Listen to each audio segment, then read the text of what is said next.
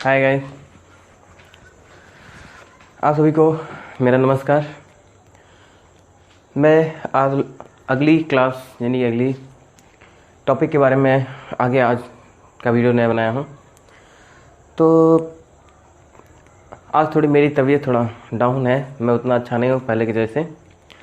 तो लेकिन फिर भी मैं कोशिश किया, मैंने सोचा कि भाई स्टूडेंट्स लोग जो होंगे वो इंतज़ार करते होंगे आगे आने वाले टॉपिक्स क्या हो सकते हैं, कैसे होंगे, ठीक, ताकि समझ में आए। और बोर्ड एग्ज़ाम भी आने वाला है तो जिसमें काफ़ी तैयारियों में दुविधा ना हो, इसलिए ठीक। तो मैं आप लोगों को आज शुरू करता हूँ कोशिका द्रव में पाए जाने वाले पदार्थ। यहाँ पे अब हम आप ये जानेंगे आज कि जो कोशिका द्रव्य होता है यानी कि साइटोप्लाज्म, इसको जो कोशिका द्रव्य होता है ना, इसको इंग्लिश में साइटोप्लाज्म कहा जाता है। किसी भाई ने कमेंट किया था, उन्होंने हमसे पूछा कि सर ये जो साइटोप्लाज्म होता है इसके बारे में आप विधिवत बताइए, जो समझ में नहीं आया था। अगली क्लास में इन्होंने कमेंट किया था, तो मैं आप लोगों को आज बता देता हूँ कि साइटोप्लाज्म का मतलब क्या होता है। शायद आप लोग इसके पहले मैंने जितने भी वीडियोस बनाए हैं या जिसमें भी मैंने बताए हैं क्लासेस में, वो आप लोगों ने ध्यान से नहीं देखा होगा या उसको समझने की कोशिश नहीं किया होगा, जिसकी वजह से आपको नहीं समझ में आया। तो यहाँ पे मैं बस समझा देने की कोशिश करता हूँ, यानी कि साइटोप्लाज्म, ठीक। अब ये साइटोप्लाज्म, साइटो जो वर्ड आ रहा है ना यहाँ तक का, ये साइटो कोशिका से आता है। किससे आता है? कोशिका, ठीक। और उसके बाद आता है जो प्लाज्म है, प्लाज्मा, ठीक। प्लाज्म यानी कि प्लाज्मा, ठीक। किससे? प्लाज्मा। प्लाज्मा क्या है कि ना ही, ठीक, द्रव्य है, सही, ठीक, और ना ही ठोस है, ठीक, ना ही क्या है? ठोस है।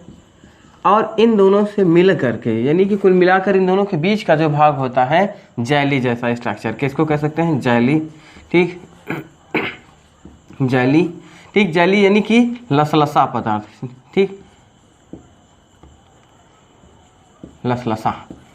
अब ये इस तरीके का होता है जो ये प्लाज्मा यानी कोशिका और यानी कि साइटोप्लाज्म यानी कोशिका द्रव, इसको यहाँ पे जो प्लाज्मा वर्ड आता है ना, ये द्रव से लिया गया है। किससे लिया गया है? द्रव से। द्रव मतलब होता है लिक्विड फॉर्म में हो। किस फॉर्म में हो? लिक्विड फॉर्म में, यानी कि लिक्विड के जैसा दिखने वाला हो। लेकिन ये पूर्ण तरीके से लिक्विड नहीं होता, इसको हम लिक्विड नहीं कह सकते, ठीक। ये कहना बहुत ही गलत होगा कि इसको हम लिक्विड कहेंगे, तो इसको हम लोग सीधा प्लाज्मा कहेंगे। प्लाज्मा का मतलब होता है दो चीज़ों का मिश्रण। प्लाज्मा में क्या होता है? कई चीज़ों, दो चीज़ों, दो से अधिक भी चीज़ों का मिश्रण हो सकता है। तो यहाँ पे ये है प्लाज्मा यानी कि कोशिका द्रव है। तो आप लोग इसको समझ गए होंगे। यदि नहीं समझना तो आप लोग ये समझते रहिए कोशिका यानी कि अब यहाँ पे जीव द्रव्य जो है, जीव द्रव्य का एक हिस्सा जो होता है, भाग होता है, वह है कोशिका द्रव्य, ठीक। तो आपको ये समझ में आ गया होगा, ठीक। अब आगे हम देखते हैं, यानी कि अब एक बात इसमें ये समझना होगा कि कोशिका द्रव में पाए जाने वाले पदार्थ। अब ये हमको ये जानना होगा कि जो कोशिका द्रव्य होता है, कोशिका में जो पदार्थ पाए जाते हैं वो कौन कौन से होते हैं और किस तरीके के होते हैं, पहले उनको हमें समझ लेना। तो यहाँ पे हम साइटोप्लाज्म लिखिए। अब जो साइटोप्लाज्म होती है, कोशिका द्रव होती है, कोशिका द्रव में दो तरीके के पदार्थ होते हैं, ठीक। कितने तरीके के पदार्थ होते हैं? दो तरह के होते हैं। तो एक क्या है कि उपापचयी सक्रिय कोशिकांग है। कैसे हैं? उपापचयी सक्रिय कोशिकांग यानी कि मेटाबॉलिक एक्टिव और यानी कि ऑर्गेनेल्स हैं। ये एक्टिव है, ये काम करते हैं। इसमें यहाँ से लेकर के यहाँ तक जितने भी आप देख रहे हैं, ये क्या है? सभी एक्टिव होते हैं यानी कि सक्रिय होते हैं, ये अपना काम करते रहते हैं निरंतर, कोशिका के अंदर रह करके कोशिका द्रव में बिखरे पड़े रहते हैं।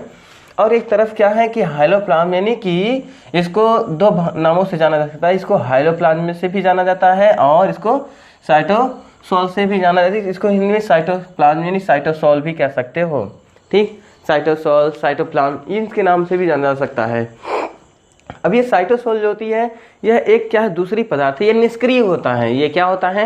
निष्क्रिय, यानी कि इस क्रिया के फलस्वरूप, यानी कि ये जो सक्रिय कोशिकांग होते हैं, यहाँ से लेकर के यहाँ तक के, इनके फलस्वरूप जो बना हुआ अपशिष्ट पदार्थ होता है, इनके फलस्वरूप बना हुआ जो अपशिष्ट पदार्थ होता है वो इस तरीके के यहाँ से वेस्ट होते हैं, तो वो क्या, उनको हाइलोप्लाज्म कहा जाता है। अब एक बात और समझते रहिए, इसको अगर हम और सरल तरीके से समझना चाहें तो ऐसा समझ सकते हैं, जैसे क्या होता है कि जब मोटरसाइकिल चलाई जाती है उसके पहले क्या होते हैं, उसमें डीजल का प्रयोग किया पेट्रोल का प्रयोग किया जाता है। जब पेट्रोल का प्रयोग करते हैं तो वो जल करके यानी कि किस रूप में कन्वर्ट हो जाता है, यानी कि ये कार्बन डाइऑक्साइड और कार्बन मोनोऑक्साइड, सल्फर डाइऑक्साइड, इन सब रूपों में कन्वर्ट हो जाता है।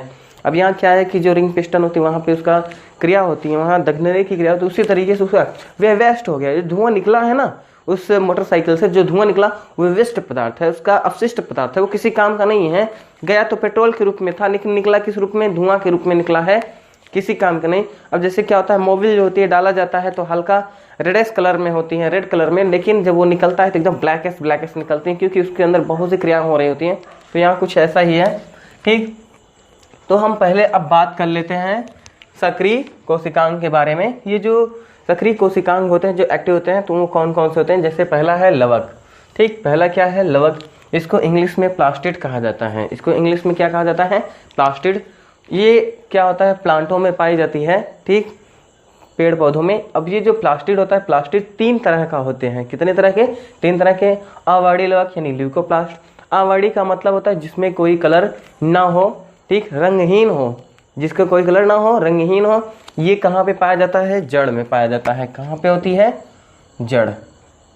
ठीक, ये जो जड़ होते हैं यानी पादप होते हैं, पादप के जड़ जो होते हैं जो जमीन में जमीन के अंदर स्थिर होते हैं ना, ये यानी कुल मिला के ये कह लीजिए कि प्रकाश विहीन, यानी कि प्रकाश विहीन, जहाँ पे प्रकाश नहीं पहुंच पाए वहां पे ये रहता है।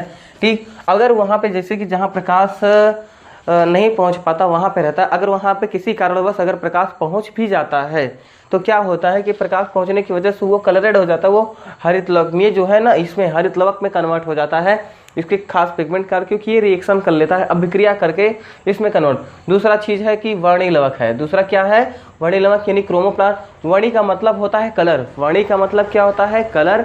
ये कलर प्रदर्शित करता है, यानी कि वर्णी लवक ये क्या होता है, फूल में पाया जाता है। कहाँ पे, फूल वाले भाग, जो फूल नहीं होते हैं, ठीक, उन वाले हिस्सों पे पाया जाता है। ठीक, अब उसके बाद आती है हरित लवक, ठीक, यानी क्लोरोप्लास्ट। अब ये जो क्लोरोप्लास्ट होता है ये पत्तियों में पाया जाता है। कहाँ पे होती है, पत्ती में। ठीक, यहाँ पे समझते रहिएगा। तो इन तीनों लोगों का यानी कि तीनों स्थान अलग अलग हैं। तो कोई पत्ती, कोई क्या है, जड़ में पाया जा रहा है, तो कोई फूल में पाया जा रहा है, तो कोई पत्ती में है। और इनमें जो होती हैं वो सब पिगमेंट की वजह से होती है। किसकी वजह से, पिगमेंट। तो यहाँ पे आप लोग ये समझ गए। और ये लोग अपना निरंतर कार्य करते रहते हैं जब तक डेड नहीं होते, यानी मरते नहीं है तब तक। उसके बाद आती है माइटोकॉन्ड्रिया। ठीक, माइटोकॉन्ड्रिया जो होता है ये क्या करता है, सेल में रह करके एटीपी नामक ऊर्जा सिंथेसिस करता है, जिसका नाम होता है एडेनोसिन ट्राइफॉस्फेट। ठीक, ये ऊर्जा बनाएगा। और ये क्या होती हैं कि अब ये क्रिया यानी एटीपी सिंथेसिस यानी कि जो क्रेब्स साइकिल होती है वो कहाँ पे होती है, माइटोकॉन्ड्रिया के अंदर। यही पे जो हम लोग ऑक्सीजन लेते हैं यानी कि O2 जो लेते हैं वो यहीं पे जा करके, इसी में जा करके ये एटीपी नामक ऊर्जा बनाने में काम आती है। तो क्या करता है, एक तरफ एटीपी बनेगा और CO2 बनेगा, उससे क्या बनेगा, H2O यानी कि जल बन जाता है। ये भी क्या है, सक्रिय। अगर ये नहीं रहेगा तो हम आप में कोई ईंधन का निर्माण नहीं हो सकता और हम आप बोल नहीं सकते, चल नहीं सकते। ठीक, उसके बाद आती है कि अंतःप्रद्रवी जालिका यानी एंडोप्लाज्मिक रेटिकुलम। अब ये जो एंडोप्लाज्मिक रेटिकुलम, इसको 60 तरीके से ER से भी हम जान सकते हैं। अब ये जो एंडोप्लाज्मिक रेटिकुलम होती है टोटल 2 टाइप्स की होती है, यानी 2 प्रकार का होता है। ठीक, कितने टाइप का, 2 टाइप है। तो यानी कि SER है और एक है RER है। ठीक, यहाँ पे समझते रहिएगा। S का मतलब होता है स्मूथ, E का मतलब होता है एंडोप्लाज्मिक, ये अर्थ होता है रेटिकुलम। रफ एंडो, अब ये RER का मतलब होता है रफ एंडोप्लाज्मिक रेटिकुलम। ठीक, ये तो 2 तरीके। ये क्या करता है, सिक्योरिटी का काम करता है। किसी भी चीज़ को देखता है कि इसमें कोई चीज़ जो पदार्थ मटेरियल आ रहा है सही है कि नहीं सही है, उसकी जांच पड़ताल करेगा। इसीलिए इसको कहा जाता है कि security guard of the cell. ठीक, यहाँ पे इसकी हम इन सभी के बारे में आपको डिटेल्स में पढ़ाएंगे बारी बारी से। इसके आगे की वीडियोस में हमको या फिर इसके आगे की क्लासेस में हम आपको बताएंगे। अब यहाँ पे देखते हैं, फिर ये हो गया। उसके बाद आता है राइबोसोम। ये राइबोसोम क्या करता है, राइबोसोम 2 जगह एक तो जो साइटोप्लाज्म होता है यानी कि कोशिका द्रव्य होता है, उसमें चारों तरफ बिखरा हुआ रहता है, कहीं कहीं पे बिखरे रूप में मुक्त अवस्था में होता है। और दूसरी चीज क्या होता है, ये एंडोप्लाज्मिक रेटिकुलम पे भी पाया जाता है। जो यानी कि अंतःप्रद्रव्य जालिका होती है उस पे भी पाया जाता है। और जब उस पे पाया जाता है तो ये रफ एंडोप्लाज्मिक रेटिकुलम बनाता है, यानी कि जो दूसरे टाइप का होता है ना, यानी कि RER। ठीक, एक तो क्या था SER था ना, SER, और दूसरा का क्या था RER था। अब ये जो R का मतलब राइबोसोमल, राइबोसोमल क्यों है? क्योंकि राइबोसोम की उपस्थिति के कारण ये राइबोसोमल हो गया। किसकी उपस्थिति के कारण? राइबोसोम की उपस्थिति के कारण ही ये क्या हो गया, राइबोसोमल हो गया। तो इसको आप बात समझते रहिएगा। अब यहाँ क्या क्या है कि अब ये राइबोसोमल हो गया, लेकिन राइबोसोमल होने की वजह से ये क्या दिखता था, खुरदुरा दिखाई देता था। कैसा दिखाई देता था? खुरदुरा। ठीक, अब ये खुरदुरा दिखाई दे यानी कि रफ हो गया भाई। अब कोई भी चीज़ है तो जब उसमें खुरदुरापन आ जाता है, कहते हैं ना रफली हो गया, एकदम बेकार हो गया, तो रफ है। तो यहाँ रफ दिखने लगे, यानी कि इसको बोल दिया रफ एंडोप्लाज्मिक रेटिकुलम। यह आप बात समझ गए होंगे। उसके बाद आती है 5वें नंबर की है गोल्जी सम्मिश्र है, जो गोल्जी समृद्ध है, यानी कि गोल्जी कॉम्प्लेक्स इसको इंग्लिश में बोला जाता है। ठीक है, प्लांट सेल में। और गोल्जी बॉडी जो होती है, गोल्जी बॉडी का वर्ड जो दिया जाता है वो एनिमल सेल में। इसी को यानी कि गोल्जी संप्रेक्ष एनिमल सेल में, किसमें? एनिमल सेल में क्या करते हैं कि एनिमल सेल में इसे गोल्जी बॉडी के नाम से जाना जाता है। किस नाम से जाना जाता है? गोल्जी बॉडी के नाम से। तो ये बात आप जानते रहिएगा कि यहाँ पे कभी पूछ लिया जाता है कि एनिमल सेल में जो गोल्जी बॉडी होती है उसको क्या कहा जाता है। ठीक ठीक, गोल्जी कॉम्प्लेक्स कहा जाता है। ठीक, अब यहाँ इसके बाद आती है बात तारककाय। ठीक, अब यहाँ पे जो तारककाय है यानी कि सेंट्रोसोम की बात आती है, ये है 7वें यानी कि 6वें स्थान की बात है। अब ये जो सेंट्रोसोम होता है ये सेल डिवीजन के समय, किस डिवीजन के समय? सेल डिवीजन के समय ये क्या करता है कि कोशिका विभाजन में मदद करता है। ठीक, अब यहाँ पे है कशाभिका एवं पश्माभिका।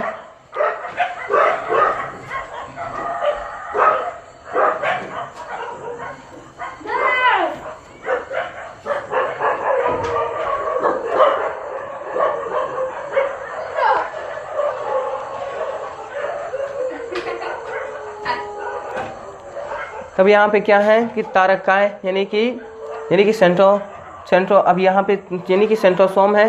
ठीक, ये सेल डिवीजन में काम करता है। ये आप लोग बात समझ गए। ठीक, अब इसका खास महत्व इसका समझ गए।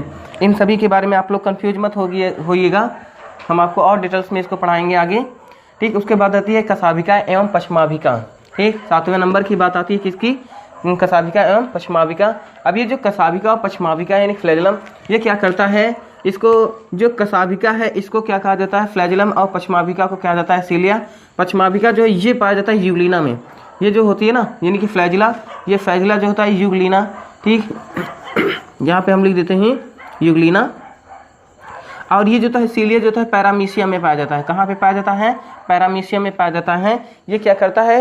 यानी कि मूवमेंट करने में मदद करता है, यानी कि गमन करने में मदद करता है। ये भी क्या है? सक्रिय है। उसके बाद आती है लाइसोसोम। ठीक, लाइसोसोम का विशेष कार्य ये होता है कि किसी चीज़ को स्टोर करके रखना, किसी चीज़ को स्टोर करके रखना, ये लाइसोसोम का काम हो जाता है। स्पेरोसोम्स का काम हो जाता है। ये भी क्या करता है कि इन्हीं के साथ में यानी लाइसोसोम्स का साथ रह करके ये भी स्पेरोसोम्स यानी कि जो है यानी कि स्टोर करने का काम करता है। उसके बाद क्या है? लोमासोम्स है। उसके बाद माइक्रोबॉडीज है। माइक्रोबॉडीज क्या होती है? माइक्रोबॉडीज में क्या होती हैं? ये बहुत महीन नलिका होती है। महीन नलिका होने के नाते ये क्या करती है? किसी चीज़ को आने और जाने के लिए जो एंजाइम्स होते हैं, हार्मोन्स होते हैं, उसको आने जाने में सुविधा महसूस कराता है, यानी कि इसके लिए काफ़ी सुविधाशील होती हैं। तो ये सब यहाँ से लेकर के यहाँ तक के जितने भी थे सब क्या थे? सक्रिय कोशिकांग थे। अब हम आते हैं निष्क्रिय कोशिकांग की तरफ में आते हैं, यानी कि अब ये जो है हाइलोप्लाज्म है। अब हाइलोप्लाज्म को 3 भागों में डिवाइड किया जाता है। कितने भागों में डिवाइड किया जाता है? 3 भागों में। ठीक, यहाँ पे ना कि 3 प्रकार की उपापचयी निष्क्रिय पदार्थ होते हैं, यानी कि 3 प्रकार के होते हैं। तो पहला क्या है? तो इसमें हम आपको समझाते हैं। पहला है संची भोज पदार्थ, यानी कि रिजर्व फूड मटेरियल। अब यहाँ पे क्या है कि जो संचित होते हैं, जो जा करके बॉडी में स्टोर होते हैं, चाहे प्लांट सेल हो चाहे एनिमल सेल हो, यहाँ पे आपको बात समझना होगा। ठीक, तो अब जैसे कि क्या होते हैं कि प्लांट सेल में अब कार्बोहाइड्रेट होता है ना, जब फोटोसिंथेसिस की क्रिया होती है, कौन सी क्रिया होती है? फोटोसिंथेसिस यानी प्रकाश संश्लेषण। अब प्रकाश संश्लेषण क्रिया किससे हो रही है? यहाँ पे जो है हरित लवक जो नहीं है, ये दिख रहा है, तो हरित लवक जो है ये इसमें जब फोटोसिंथेसिस की क्रिया होती है तो कार्बोहाइड्रेट बनता है। क्या बनता है? कार्बोहाइड्रेट बनता है, उसके बाद क्या बनता है, मंड बनता है। ठीक, क्या बनता है, मंड, इसको इंग्लिश में स्टार्च कहा जाता है। ठीक, तो ये जो स्टार्च होता है, यानी कि अब यहाँ पे स्टार्च बन गया, फिर नाइट्रोजन युक्त, अब यहाँ पे दूसरी चीज़ क्या है कि नाइट्रोजन युक्त पदार्थ, यहाँ पे क्या हो गया, ये संचित हो रही है, उसके बाद नाइट्रोजन युक्त पदार्थ हो गया। अब ये जो नाइट्रोजन युक्त पदार्थ होते हैं, नाइट्रोजन युक्त पदार्थ में हमारे अंदर बहुत से पदार्थ आ जाते हैं। ठीक, जैसे प्रोटीन हो गया, एल्केलाइट्स हो गया, प्रोटीन हो गया और एल्केलाइट हो गया। यहाँ पे नाइट्रोजन युक्त पदार्थ जो हमारे अंदर एब्जॉर्ब होते हैं। हमारे अंदर जितने भी प्रोटीन्स होते हैं, ये जान लीजिएगा, सब अमीनो एसिड से मिलकर बने होते हैं। किससे मिलते हैं, अमीनो एसिड, यानी कि अमीनो अम्ल। ठीक, अमीनो अम्ल से मिलकर बना होता है। अब ये जो अमीनो अम्ल होता है, यह इसमें क्या होता है, NH ग्रुप होता है, यानी कि NH, ठीक, NH3, यानी कि अमीन ग्रुप होता है। अब ये क्या है, ये नाइट्रोजन है, ये क्या है, नाइट्रोजन है। तो टोटल हमारे अंदर 20 प्रकार के अमीनो एसिड होते हैं। कितने प्रकार के, 20 प्रकार के अमीनो एसिड होते हैं। इनसे क्या ही मिलके, इनसे मिलकर के क्या बनता है, प्रोटीन बनता है। क्या बनता है, प्रोटीन बनता है। ये आप बात समझ गए। ठीक, अब यहाँ पे आती है फिर वसा और तेल, यानी कि दूसरा चीज। अब ये हो गया, अब वसा और तेल हमारे अंदर। अब देखिए क्या होता है, जैसे तिल हो गया, सरसों हो गई ना, तिल यानी कि तिल्ली, जिसको गंवई भाषा में तिल्ली कहा जाता है, सरसों हो गया, राई जिसको बोला जाता है। तो ये इसमें भी क्या होता है, इसमें भी यानी कि ऑयल ग्लैंड्स होते हैं, उसमें जाकर के ऑयल स्टोर हो जाते हैं। यहाँ पे वसा यानी तेल, अब ये एब्जॉर्प्शन हो जाता है। अब ये हो गई बात यहाँ पे संचित भोज्य पदार्थों का, जो संचित हो, जो इकट्ठा हो, जिसको हम लोग इकट्ठा करके रखने की क्रिया ही संचित कहलाती है। तो आप ये बात समझ गए। अब उसके बाद आती है स्रावी पदार्थ। क्या है, स्रावी पदार्थ, यानी कि यानी सिक्रेटरी यानी कि सिक्रेटरी यानी प्रोडक्ट्स है, यानी कि स्रावी पदार्थ। स्रावी मतलब होता है निकलना, स्रावी मतलब क्या होता है, निकलना। अब ये मत समझ लीजिएगा जी कि जो पसीना होता है ये भी स्रावी है, नहीं, ये निकलना उत्सर्जन है। उत्सर्जन का मतलब वेस्ट मटेरियल। एक स्रावी पदार्थ है जो वेस्ट मटेरियल नहीं होता, वो यूज अभी काम करेगा, तो ये स्रावित हो रहा है। अभी वो निकला और किसी काम के लिए जा रहा है, अभी किसी काम के लिए जाएगा या करेगा। जैसे क्या होता है, हम लोगों के अंदर, जो हमारे अंदर यानी कि ये चषक कोशिकाएं होती हैं और यहाँ पे लार ग्रंथियां होती हैं ना हमारे अंदर, तो लार ग्रंथियों से क्या होती हैं कि लार निकलती हैं, लार ग्रंथियों से लार निकलती है। और लार ग्रंथियों में क्या, जो लार होती है, लार में क्या होता है, टाइलिन और लाइसोजाइम एंजाइम पाई जाती हैं। वो क्या करता, आ करके वायरस और बैक्टीरिया को मारेगा। पहला चीज, टाइलिन क्या करेगा, वायरस और बैक्टीरिया को मारेगा। लेकिन वहीं दूसरी तरफ जो लाइसोजाइम है, वो मंड का पाचन करेगा। किसका पाचन करेगा, मंड का पाचन। तो वो अभी काम कर रहा है, वो इसलिए सिक्रेट हुआ है। अब यहाँ पे भी स्रावी हो रहा है, उत्सर्जी नहीं है। स्रावी अलग होता है और उत्सर्जी पदार्थ जो होते हैं वो अलग होते हैं। अब यहाँ पे क्या होता है, रंजक पदार्थ, यानी कि रंजक का मतलब रंग देने वाले पदार्थ। रंजक का मतलब रंग देने वाले, जिसको क्या कलरिंग मटेरियल। ठीक, क्या कहा गया, कलरिंग मटेरियल, रंजक पदार्थ। तो जैसे हम लोगों के समय में क्या होता है कि जो दिवाली होती है, होली होती है, और भी आप तमाम प्रकार के जो त्योहारें लोग मनाते हैं, हिंदू धर्म हो, मुस्लिम धर्म हो, कोई भी धर्म हो, उसमें जो भी कुछ होती हैं, उसका जो क्रियाक्रम होती है, रंगों में जो होती है, वो सब जो आती है ना रंग, वो सब प्लांटों से ही बनाए जाते हैं। इतना याद रखिएगा, सिर्फ किससे बनाए जाते हैं, प्लांट से बनाया जाता है। और उसके बाद क्या होता है, वो प्लांट से निकलते भी हैं। कुछ ऐसे भी हर्बल, जैसे कहते हैं हर्बल रंग है। हर्बल रंग का मतलब ये होता है कि जो शुद्ध तरीके से प्लांट से ही बनाया गया हो, वो हर्बल कहलाते हैं। ठीक, अब उसके बाद आती है वीकर यानी एंजाइम। ठीक, वीकर यानी एंजाइम, एंजाइम का मतलब जो डाइजेशन के लिए काम करता हो। ठीक, अब ये एंजाइम, इसको हिंदी में वीकर कहा गया, इंग्लिश में एंजाइम कहा गया। जैसे टाइलिन हो गया, लाइसोजाइम, रेनिन हो गया, पेप्सिन हो गया, म्यूसिन हो गया, एमाइलेज हो गए, तमाम प्रकार के हमारे अंदर बहुत से, लगभग 200-250-300 प्रकार के भी एंजाइम सीक्रेट होते हैं। ठीक, ये हो गया दूसरे तबके की बात। अब तीसरे की बात आती है मकरंद। ठीक, अब ये जो मकरंद होता है, मकरंद भी स्रावी होता है। किसमें, फूलों में। जो फूल खिलने वाले यानी कि एंजियोस्पर्मिक प्लांट होते हैं, यानी कि आवृतबीजी पौधे होते हैं, आवृतबीजी, जिनमें पुष्प लगता है, उनमें एक कीटों को आकर्षित करने के लिए, पक्षियों को आकर्षित करने के लिए, और भी जानवरों को आकर्षित करने के लिए एक विशेष प्रकार का तरल पदार्थ सिक्रेट होता है, यानी स्रावित होता है। तो जो सिक्रेट होता है, ठीक। और वो जो पदार्थ है सीक्रेट हो रहा है यानी स्रावित हो रहा है वह मकरंद होता है। ये काफी सुगंधित होता है, जिनमें जितना मकरंद निकलता है वह पुष्प उतना ही सुगंधित होता है, वह पुष्प उतना ही सुगंधित होता है। जैसे क्या होता है, गुलाब का फूल हो गया, गुलाब का फूल बहुत अच्छे से महकता है, चमेली हो गया और हरसिंगार हो गया, तो ये सब जितने भी फूल होते हैं, रजनीगंधा हो गई, तो उनमें क्या होता है एक विशेष प्रकार का पदार्थ निकलता है जिसको मकरंद कहा जाता है। ठीक, यदि इसको इंग्लिश में नेक्टर बोला गया, इंग्लिश में क्या कहा जाता है, नेक्टर। तो ये क्या, जैसे गुलाब का फूल होता है सूखते, वाह क्या महक है, यानी कि बहुत सुंदर महक है। इसको तो कहने गुलाब का फूल को वैलेंटाइन डे के दिन पे यानी एक लड़का एक लड़की को प्रपोज करने के लिए खूब बढ़िया विश करता है, वो जो विश कर रहा है उसमें जो महक आ रही है वो कोई और वजह नहीं, उसका लबर नहीं होता, न जो लबरियां होती हैं वो दोनों एक दूसरे, ऐसा कुछ भी नहीं, उसका सीधा का सीधा श्रेय कोई और नहीं बल्कि मकरंद होता है। ये आप बात समझते रहिएगा, यहाँ सारा का सारा खेल मकरंद करता है लेकिन काम किसी और का हो रहा है, रो कोई और रहा है। ठीक, तो आप यहाँ पे समझ गए। अब उसके बाद आती है उत्सर्जी पदार्थ यानी स्केटरी सिस्टम यानी स्टेटरी प्रोडक्ट। ठीक, अब ये उत्सर्जी में, अब यहाँ पे जरा समझने वाली बात है, उत्सर्जी का मतलब निकलना, जो शरीर से बाहर वेस्ट पदार्थ है, एकदम गंदा पदार्थ है, वेस्ट पदार्थ है नहीं गंदा पदार्थ है। ठीक, अब वेस्ट पदार्थ में जैसे एल्केलाइड यानी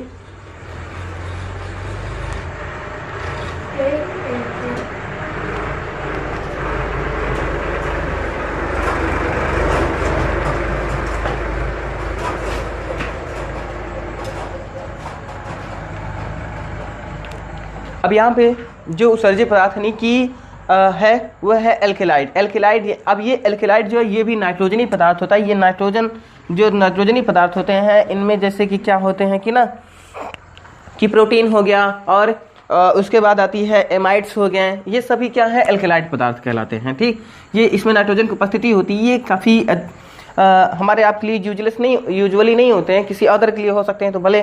ठीक, अब उसके बाद होता है ग्लूकोसाइड हो गया, क्या हो गया ग्लूकोसाइड, ये भी क्या है अपशिष्ट पदार्थ, ये भी प्लांट्स में निकलता है, ये भी प्लांट में। उसके बाद टैनिन हो गया, ये भी उत्सर्जी पदार्थ, ये भी प्लांट में निकलता है। लैक्टेस है, ये भी पादप में निकलती है। लैक्टेस यानी हल्का जो क्या नहीं पीले रंग में सफ़ेद रंग, जैसे मदार एक पेड़ होता है, मदार को जब आप तोड़ते हैं उसमें से एक सफ़ेद सफ़ेद सा पदार्थ निकलता है, जो सफ़ेद पदार्थ निकलता है वही लैक्टेस होती है। ठीक, अब उसके बाद क्या है वाष्पशील यानी सुगंधित तेल, वाष्पशील सुगंधित तेल, जैसे क्या होता है कि संतरा होता है ना ऑरेंज, ऑरेंज में एक खास बात ये होती है, ठीक, कि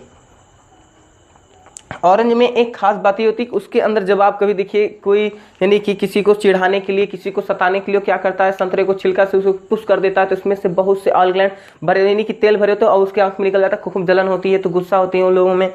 तो यहाँ पे वाष्पशील सुगंधित तेल जो है वो कुछ ऐसे ही होते हैं, उसमें से निकलती हैं, वो सुगंधित महकने वाली होती हैं।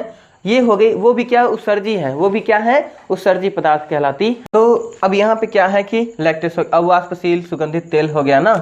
अब आती है बात फिर रेजिन की बात आती है। ये भी जो रेजिन है ना, ये भी क्या होता है पादपों में निकलता है, ये भी एक अपशिष्ट पदार्थ है। ठीक, इसका उपयोग करते हैं, इसको दवाई का उपयोग करते हैं। यहाँ पे देख लीजिएगा जो टैनिन है इन सभी का प्रयोग यहाँ तक के और यहाँ तक के भी जितने हैं इसमें सब औषधियों के रूप में कहीं ना कहीं प्रयोग आ जाते हैं। ठीक, उसके बाद है गोंद या गम। अब ये गम मत समझ लेना कि जो भाई लड़के और लड़कियां एक दूसरे को देते फिरते हैं, वो गम नहीं है। ये जो गुद निकलती नहीं है प्लांटों में, जैसे हींग हो गया, हींग भी क्या है एक तरीके से वो भी अपशिष्ट पदार्थ होता है प्लांटों का। ठीक, गोंद या गम। उसके बाद है खनिज क्रिस्टल, कुछ पौधों में ऐसे होते हैं कि क्रिस्टल टाइप का मटेरियल निकलता है जो खनिज क्रिस्टल कहते हैं। उसके बाद कार्बनिक अम्ल होते हैं। ठीक, यानी कि कार्बनिक अम्ल जो होते हैं ऑर्गेनिक एसिड जो बहुत खट्टे आते हैं, जैसे क्या होता है चना जो नहीं, तो चना की जो पत्तियां होती हैं जब आप उसको कभी तोड़िए तो उसमें आपको फिर लीजिए तो चाटोगे तो आपको कभी खट्टा खट्टा लगता है ना, वो जो है यानी कि कार्बनिक अम्ल होते हैं। तो इस तरीके से आप लोगों ने आज ये समझ लिया कि जो कोशिका द्रव्य होते हैं उनमें जो मटेरियल पाया जाता है वो कौन कौन से होते हैं और किस तरीके के होते हैं। तो आप लोगों ने बखूबी समझ लिया। और इसमें जो है आप जहाँ भी नहीं समझ में आया है, ठीक, आप लोग बताने की कोशिश करिए तो हम आपको वहाँ से फिर से रिपीट करके हम आपको बताएंगे अगली क्लास में। ठीक, तब तक के लिए आपको मेरा नमस्कार।